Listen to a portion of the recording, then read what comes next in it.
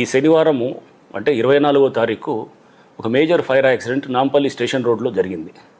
So దాంట్లో ఒక furniture shop ఏదైతే ఉందో వాళ్ళు సెల్లార్లో అంతా కూడా వేల కొద్దీ ఫర్నిచర్ని స్టోర్ చేసి, ఇదంతా కూడా బయట నుంచి వచ్చినటువంటి ఫర్నిచరు, ఆ ఫర్నిచర్ని అంతా కూడా వేల కొద్దీ కుర్చీలు ఇతర సామాగ్రి అంతా కూడా సెల్లార్స్లో వాళ్ళంతా డంప్ చేసి అక్కడ ఎవరైతే కనుక దాంట్లో రెసిడెంట్గా అంటే అక్కడ పనిచేసే వాళ్ళు కూడా దాంట్లో కొంతమంది అక్కడ ఎవరైతే నివాసంగా ఉండేవాళ్ళు అక్కడ ఫైర్ యాక్సిడెంట్ జరగటం, ఆ ఫైర్ యాక్సిడెంట్ తోటి మొత్తం వాళ్ళకి బయటకు వచ్చే పరిస్థితి లేకుండా మొత్తం కూడా ఈ ఎవరైతే లోపల ఉన్నటువంటి వాళ్ళు దాదాపు 5గురు చనిపోవటం కూడా మనం చూసాం.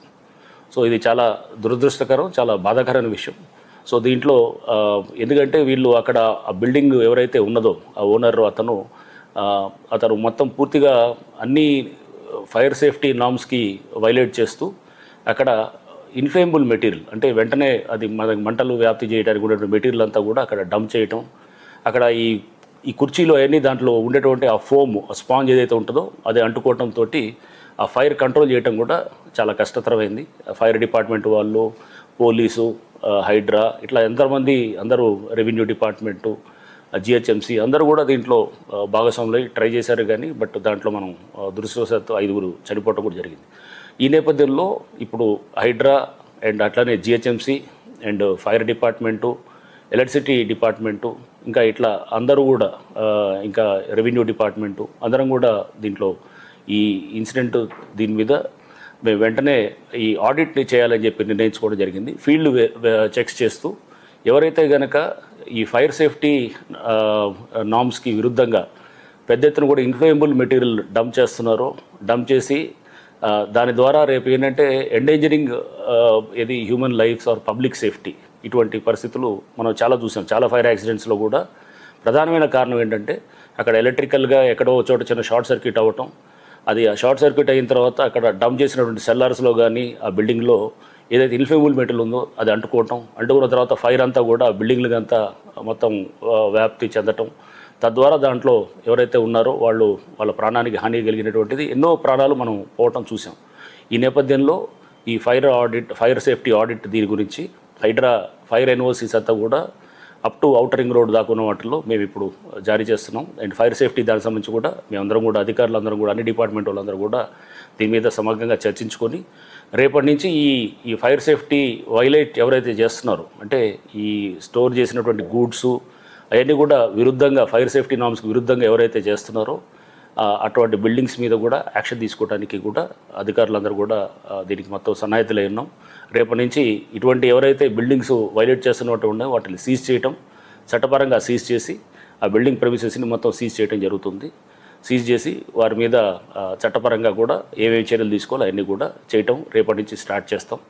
సో దీంట్లో ప్రధానంగా ముందు ఏదైతే బిల్డింగ్స్ ప్రధానంగా ఇట్లా ఏది ఫర్నిచరో లేకపోతే కెమికల్స్ ఉన్నటువంటి వాటిల్ని, లేకపోతే ఈ మ్యాట్రసెస్ లేదా గార్మెంట్స్ ఇట్లాంటి సెల్లార్లో చూస్తే కనుక మొత్తం డంప్ చేసి పెడుతున్నారు.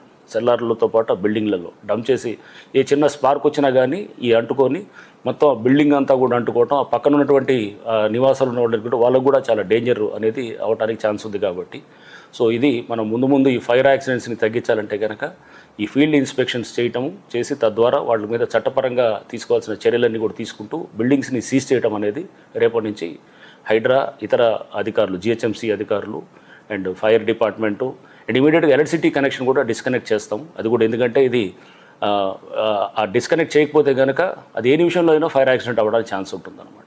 సో అది ఎలక్ట్రిసిటీ డిస్కనెక్ట్ చేసి ఆ ప్రెమిసెస్ని అంతా కూడా సీల్ చేసి మేమంతా కూడా చట్టపరంగా ఏం చేయాలో అవన్నీ కూడా చేయడానికి, ఫైర్ సేఫ్టీని కఠినంగా ఇంప్లిమెంట్ చేయడానికి మేమంతా కూడా సన్నాహితులైనాం.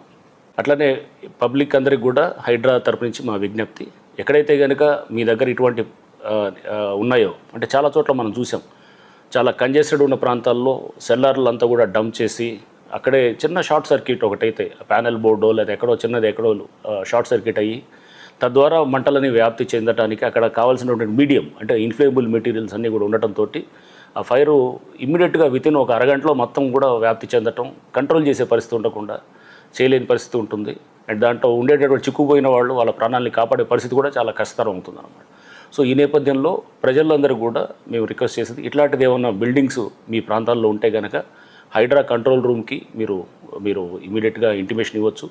లేతే నాకు కూడా పర్సనల్గా కూడా మా నెంబర్ కూడా మీరు వీడియోస్ కానీ లొకేషన్ని కూడా షేర్ చేస్తూ అది మీరు పంపిస్తే తప్పకుండా అధికారుల బృందం మేము మొదలెడతాము. రేపటి నుంచి మొదలెట్టి ఖచ్చితంగా సీజ్ చేస్తూ ఈ చట్టపరంగా కఠినమైన చర్యలు తీసుకోవడానికి కూడా అందరు అధికారులు కూడా దీనికి సన్నాహితులై ఉన్నాము.